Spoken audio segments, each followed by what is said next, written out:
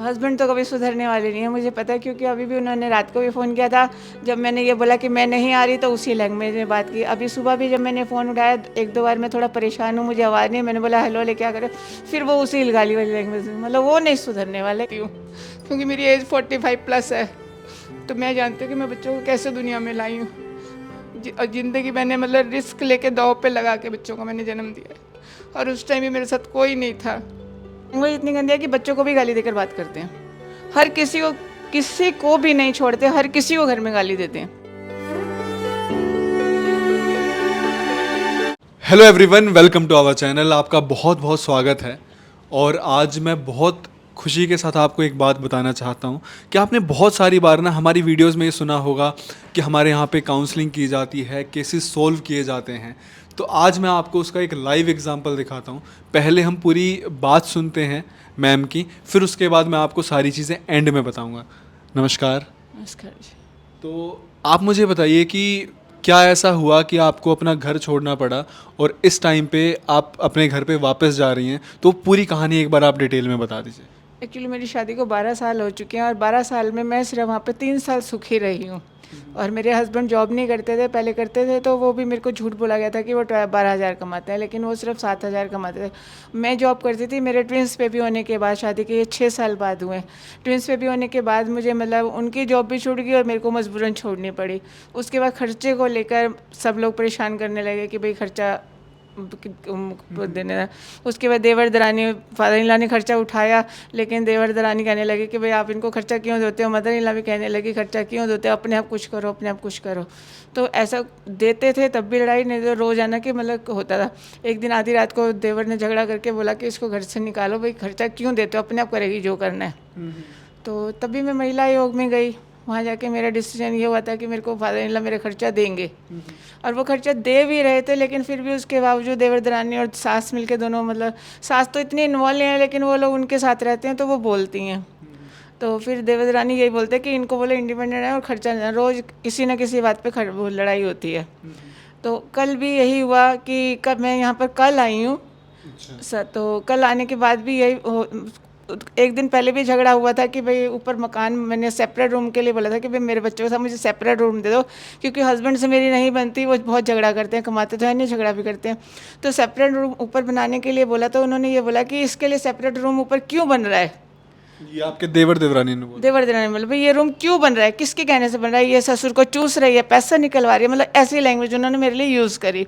तो जो मुझे अच्छी नहीं लगी, मैंने उनको बोला भाई आप ऐसे क्यों बोल रहे हो, कि मेरी प्रॉब्लम को समझो। मेरे बच्चे, भैया उसके फादर अच्छी तरह नहीं बोलते, उनकी लैंग्वेज अच्छी नहीं है, मेरा बच्चा सीखे ना, और वो दूर शोर शराबे से, लड़ाई झगड़े से, ऊपर मैं अकेली रहूँगी अपने बच्चों के साथ, ऐसा बोला गया। लेकिन वो लोग इसके लिए तैयार नहीं थे। ये बोलते कि आप लोग मतलब ये ससुर का पैसा निकलवा रही है, किसी तरह उसको चूस रही है, मतलब लैंग्वेज इतनी गंदी यूज़ करते हैं। तो फिर वो बात ख़त्म हो गई। उसके बाद कल फिर सुबह सुबह दरानी ने इसी बात को लेकर हस्बैंड से कुछ झगड़ा हुआ, मैं बीच में बोली तो मेरे को ही बोलने लगी वो कि भाई आप ये दोनों मिलकर ऐसा करते हैं, ये करते हैं, वो करते हैं।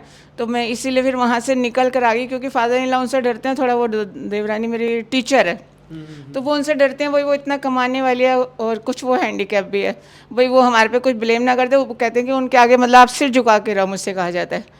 लेकिन मैंने बोला कि मैं सिर झुका के क्यों रहूँ, जब मेरे 2 बेटे और मैं अच्छे खासे घर से दहेज लेकर सब कुछ आई हूँ, फिर मैं झुक कर क्यों रहूँ, मुझमें क्या कमी है। अच्छा, आप मतलब दहेज वगैरह भी आप लें? कुछ लाई थी, अच्छे खासे घर से आई हूँ, अरेंज मैरिज हुई है मेरी। और ये जो आपकी देवरानी है जिनका ये रवैया, वो टीचर हैं, मतलब टीचर होके उनका? सर्वोदय स्कूल में इंग्लिश मीडियम में 12th क्लास को पढ़ाती हैं, 1.25 लाख सैलरी लेती हैं। तो एक टीचर की ये माइंड सेट ये है। माइंड है, मतलब बिहेव भी इतना गंदा है, लैंग्वेज आपको पता है मैंने कितना गंदी यूज़ करती है, मतलब वो मतलब पापा को वो क्या क्या बोलते हैं कि आप मतलब क्यों उनके साथ वो करते हैं। मेरे को बोलते हैं कि भाई ऐसा क्या खिला दिया तूने पापा को जो पापा तेरे फेवर में बोलते हैं। और उसी तरह से फिर मम्मी जी को भी साथ में इन्वॉल्व कर लेते हैं कि वो भी मेरे को बोलने लगती हैं। तो कल जब मुझसे बहुत बर्दाश्त नहीं हुआ, पहले भी मैं 15 दिन के लिए घर छोड़ के मायके चली गई थी, वहाँ से मुझे हाथ पैर जोड़ के ले आए सारे जने जाकर कि भाई आप चलो हम आपका पार्टीशन कर देंगे, घर में अलग रहना। कि उस बात को 2 साल हो गए, आज तक पार्टीशन नहीं हुआ। और जब अब कमरा बनाने लगे तो उसके लिए भी क्लेश हो गया। तो कल जब सुबह वो लड़ने लगी तो पापा सास मम्मी घर में नहीं थे, तो मैंने सोचा पापा तो कुछ बोल रहे हैं, मैंने चुपचाप बैग उठाया और मैं यहाँ निकल आई, क्योंकि ये मैं यहाँ कई बार आ चुकी, जब मेरे हस्बैंड ने एक दिन मुझे मारा था।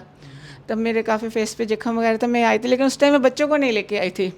तो फिर मैं दीदी को बोल गई थी कि मैं एक बार थाने में रिपोर्ट लिखा दूँ, मैं तब आऊँगी, और मैं बच्चे साथ ले आई, बच्चे मेरे परेशान हो रहे होंगे।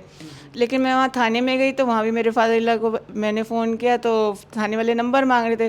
फ़ोन किया तो वो मुझे फिर वहाँ से भी लेके बेटे ये तो घर की बदनामी, आपको सब कुछ मिल रहा है, फिर आप क्यों आ गए। तो वही फादर इन लॉ जब मेरा इतना करते तो मेरे को फिर दया आ जाती है बूढ़े आदमी पे, भाई ये इतना कर रहे हैं, फिर मैं सोच के चली जाती हूँ। अभी भी वो आए हैं मुझे लेने, लेकिन वो यही कह रहे हैं कि बेटा ऐसा क्या हो गया, बेटा ऐसा क्या हो गया। लेकिन अब आज वो मुझे लेकर जाएंगे, लेकिन उन्होंने यही कहा है कि अब जो तुम कहोगी मैं वही करूँगा, कि पार्टीशन कहती हो मैं पार्टीशन कर दूंगा, अलग कहती हो ऊपर बना दूंगा, जो कहोगी, ये कह के मुझे लेकर जा रहे हैं। अब आगे वो क्या करते हैं ये मुझे नहीं पता। आपके हस्बैंड कभी भी आपको इन चीज़ों में सपोर्ट नहीं करते या कुछ में? वो जॉब वगैरह नहीं, वो मतलब वो तो ये जॉब वगैरह तो कुछ करते ही नहीं है। 9 साल हो गए, 9 साल से घर पर बैठे हैं, वो घर पे ही रह रहे घर हैं? पे बैठे। और गुस्से वाले इतने, दूसरा लैंग्वेज इतनी गंदी है कि बच्चों को भी गाली देकर बात करते हैं। हर किसी को भी नहीं छोड़ते, हर किसी को घर में गाली देते हैं। तो मैंने उस चीज़ को दी, मैंने उस चीज़ को दी, गाली बच्चों को देंगे या मुझे देंगे। तो फिर तो आपके जो फादर इन लॉ है वो कभी भी आपके हस्बैंड को नहीं कहते कि भाई तुम ऐसे इतनी फाउल वो लैंग्वेज? तो उनको भी मारने को चढ़ जाते हैं, जो बोलते हैं। मतलब वो इतने गुस्से वाले हैं, इसलिए कि जब एक तो थोड़ा मुझे ऐसा लगता है कि वो माइंडली डिस्टर्ब है, लेकिन ये घर वाले ये नहीं मानने को तैयार। वो इस बात को मानते नहीं है कि भाई शायद मैं हावी ना हो जाऊँ। लेकिन ये बात मुझे पता है, क्योंकि कहीं भी जाते हैं वो जहाँ भी नौकरी निकले वो ये कहते हैं कैसे बंदे को ले आए। कुछ माइंड सन की हैं या क्या है, कहीं भी टिकते नहीं है वो। तो फिर आपने फाइनली डिसाइड कर लिया था कि अब मैं घर पे नहीं रहूँगी, कल सुबह आप घर छोड़? कल तो मैं फाइनल करके आई थी, इसलिए बच्चों को ले आई थी। अच्छा। लेकिन फिर वो फादर इन लॉ रात को 10 बजे फ़ोन कर रहा था। मेरे जो सिस्टर इन लॉ उनको मैंने बता दिया, वो मेरे से क्लोज है कि मैं ऐसे ऐसे वहाँ पर हूँ। तो उन्होंने पापा को बता दिया, तो वही पापा फिर रात को 10 बजे यहाँ पर फ़ोन करके ज़ोर ज़ोर से रोने लगे, बेटा तू ऐसे कैसे चली गई, तेरे को मैं सब कुछ दे रहा हूँ, तुझे क्या कमी है, तेरे बच्चे इतने अच्छे स्कूल में पढ़ रहे हैं सब कुछ, फिर भी तू चली गई, मेरे से बात तो करती, मैं सुसाइड कर लूँगा, मुझे कुछ हो जाएगा, तू चली आ जा बस, तू जैसे भी कर, मैं अब भी आ रहा हूँ। तो फिर मैंने यही बोला था कि ठीक है पापा। मेरे को भी फिर दया आ गई, भाई कहीं ऐसा ना हो, मेरी नंद कहने लगी ऐसा ना हो पापा को कुछ हो जाए, भाई आपके ऊपर कोई बात नहीं आनी चाहिए, आप ऐसा करो पापा लेने आ रहे हैं तो आप आ जाओ। तो फिर इसीलिए पापा अभी आए हुए हैं लेने के लिए। तो यहाँ पे आप एक दिन रही तो आपको यहाँ पे कैसा लगा? मुझे तो सही लगा, क्योंकि मैं पहले भी कई बार यहाँ आई थी तो मैं लड़कियों से मिलकर गई थी, सबसे मैं मिलकर बात करके जाती थी। तो मैंने सोचा था कि मैं यहाँ रहूँगी। पहले तो मतलब बच्चों को लेकर आने के लिए मतलब रुकी थी। अगर मैं बच्चों की यूनिफॉर्म पूरी तरह उठा ले आती, शूज़ वगैरह सब कुछ ले आती, शायद मैं ना जाती। तो बस यही सोचा। फिर बच्चे थोड़ा सा परेशान हो रहे हैं एक्चुअली, बच्चे यहाँ पे बच्चों परेशान? का मन नहीं लग रहा, क्योंकि फैमिली में वो दादू से इतना करीब हैं कि वो दादू के बिना रहने पड़े। एक बेटा तो थोड़ा तबीयत भी खराब हुई, खा पी नहीं रहा। अच्छा। तो ये सोच के मैंने कहा चलो एक मौका और देती हूँ, नहीं तो नेक्स्ट टाइम फिर बच्चों का कुछ करके फिर मैं अगर कभी दोबारा टॉर्चर किया तो फिर मैं फाइनल फैसला करूँगी कि मुझे क्या करना है। चलिए ठीक। लेकिन आज फादर इन लॉ कह रहे हैं कि नन्ना ने भी यही बोला कि भाभी आज अब आप आ जाओ, आज आपका फैसला मैं कराऊंगी, लास्ट डिसीजन जो है आज अब हो जाएगा कि या तो आपको पार्टीशन मकान दे देंगे, कुछ भी होगा आज आपका कर दिया जाएगा फैसला। चलिए ठीक है। तो अब मैं यहाँ से जाऊँगी तो शायद मैं पहले ननंद से बात की, सीधा ननंद के पास जाऊँगी, घर नहीं जाऊँगी जब तक मेरा finally mother in law actually नंद के पास हैं। तो ननंद से मदर इन लॉ से भी देवर ने झगड़ा उसी मकान के लिए किया, वो भी उनको भी सिस्टर इन लॉ ले गया।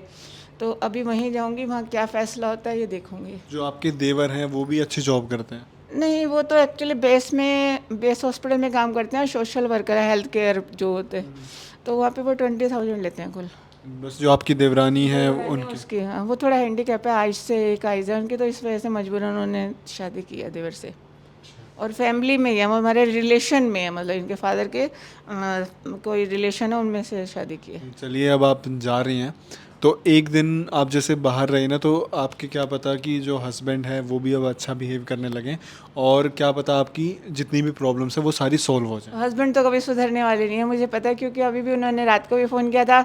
जब मैंने ये बोला कि मैं नहीं आ रही तो उसी लैंग्वेज में बात की। अभी सुबह भी जब मैंने फ़ोन उठाया 1-2 बार, मैं थोड़ा परेशान हूँ, मुझे आवाज़ नहीं, मैंने बोला हेलो ले क्या करो, फिर वो उसी गाली वाली लैंग्वेज में, मतलब वो नहीं सुधरने वाला, ये तो मुझे 100% पता है। लेकिन अब आप सिर्फ वापस जा रही हैं, तो जो आपके फादर इन लॉ की इज्जत है सिर्फ इज्जत के लेके मेरे लिए पापा करते हैं ऐसा, तो बस ये है कि कहीं फिर ऐसा ना हो कि मेरा वो भी हाथ से चले, और जो बच्चों को मेरी ननद मतलब दोनों की 10,000 पर मंथ इनका स्कूल का खर्चा है, जो स्कूल में माता भाड़ी देवी में पढ़ते हैं ये लोग, तो वो फिर मेरे को लगता है कि मेरी वजह से कहीं बच्चों का कैरियर ना खराब हो जाए, सिर्फ इस वजह से मैं जा रही हूँ कि एक माँ यहीं पे तो आके मजबूर हो जाती है कि मैं ये बोलती हूँ बच्चों को, और इसी बात का वो फ़ायदा उठाते हैं कि ये बच्चों की वजह से मतलब हर बार मजबूर होते हैं हर बार, और बच्चे मेरे बिना एक सेकंड भी रहते नहीं हैं। हर जगह बच्चों के साथ स्पोर्ट हो, स्कूल हो, हर जगह मैं साथ खड़ी होती हूँ, घुमाने ले जाऊँ कुछ भी हो, मैं बच्चों के मतलब मैंने बड़ी मुश्किलों से ये सर बच्चों को मतलब दुनिया में लाई हूँ, मुझे मैं ही जानती हूँ क्योंकि मेरी एज 45 प्लस है, तो मैं जानती हूँ कि मैं बच्चों को कैसे दुनिया में लाई हूँ। और ज़िंदगी मैंने मतलब रिस्क लेके दांव पे लगा के बच्चों को मैंने जन्म दिया है, और उस टाइम भी मेरे साथ कोई नहीं था, मेरे मतलब मदर ने साथ दिया था। तो ये अभी जो इतना सब कुछ हो रहा है, तो जो आपके मायके की तरफ से हैं वो मायके वाले को पता है, मैं हर बार मायके वाले में जाती थी, लेकिन मेरी मदर रात को बोल रही थी तू वहाँ क्यों चली गई, यहाँ आ जाती। मैंने कहा मम्मी फिर हर बार आपको ब्लेम करते कि तुम लोग इसको समझाते नहीं हो, ये बोल अगर वो यहाँ आते हैं तो देवर उनकी भी बेइज्जती करता है कि हम ये कर रहे हैं, हम वो कर रहे हैं, हम वो कर रहे हैं, ये नहीं कहता। जब वो कहते हैं तुम्हारा भाई नहीं कर रहा इसको कह रहे हो, तो सब चुप हो जाते हैं, ये चक्कर है। तो इस बार मैंने कहा मम्मी मैं नहीं आ रही, मायके में भी कोई नहीं चलिए एक्चुअली। इस बार अब इतना जो आपने स्टेप लिया है, तो मे बी आपके जो फादर इन लॉ हैं वो पूरी फैमिली को बैठ के समझाएं और आपकी ज़िंदगी जो है वो एक पूरी ड्रास्टिक चेंज ले ले पॉजिटिव वे में। मतलब मैंने ये बोल दिया कि मैं आप जिसके साथ सामने मेरा फैसला करो उसमें वो नहीं शामिल होंगे, देवर दरानी, मैं उनसे अलग, मेरा फैसला जो लेना है वो, क्योंकि वो फिर बोलेंगे, फिर जब मैं उनको साथ रख के फैसला आपने जो मेरे लिए करना है मुझे वो बता दो आप।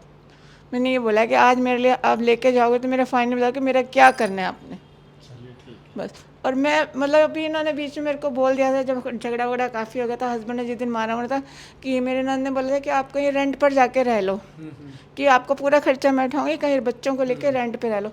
लेकिन रेंट पे रहने का मतलब यही है कि अभी बीच में जैसे मेरे फादर इन लॉ एक बेटी की तरह मानते हैं, लेकिन ये मुझे पता है कि बेटी की तरह मानते हैं, उसमें बीच में मदर इन लॉ को वो इतना सिखा देते हैं, वो बोलते हैं जो स्कूटरों पे जाती है, जो खर्चा उठाता है वो मेरा पति है, मतलब मदर इन लॉ। तो मैंने यही सोच कर रेंट पे नहीं लिया कि कल को कोई ये ना गए कि पति को छोड़ के अकेले बच्चों को लेकर रह रही है।